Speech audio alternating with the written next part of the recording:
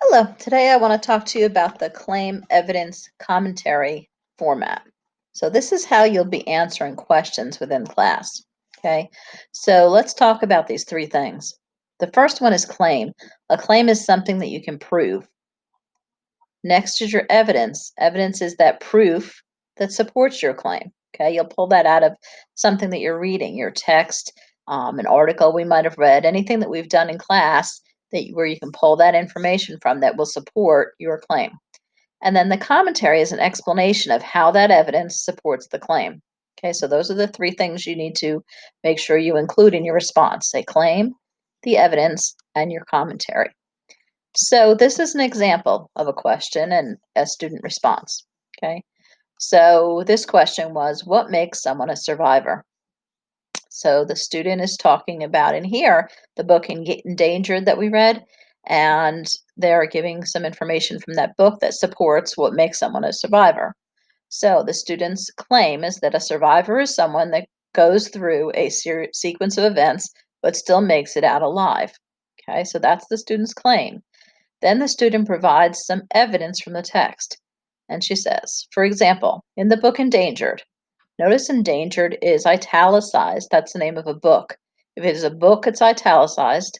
If it's something small, like an article, a newspaper article, something like that, it is not italicized, but it's in quotation marks. Okay, so smaller things like a song, a article, a chapter of a book, something like that would be in quotation marks, whereas a complete book or an album, something that's the complete work, would be italicized.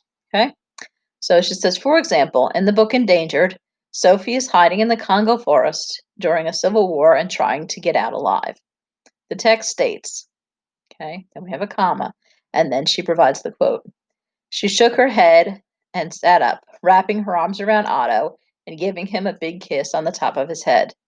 Then she looked at me, saw me. It couldn't be happening. It couldn't be her. It couldn't be. She cried out my name. So then she has the commentary, and the commentary explains this evidence and how it supports the claim. Sophie was finally reunited with her mother after all the horrible things she went through to get to her. Okay, so she was trying to get to her mother in the book and survive, and she did. She is a true fighter and a strong survivor.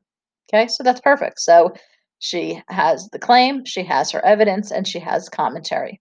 That's all I'm looking for, right?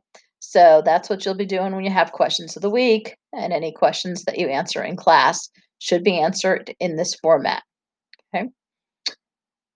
The other thing is to make sure that when you're answering it, that I can tell what the question was. Okay, so I can tell from her claim what the question was. A survivor is someone who goes through a sequence of events but still makes it out alive. I can tell, okay, this must be about what makes someone a survivor. You can't just say they have to come out alive.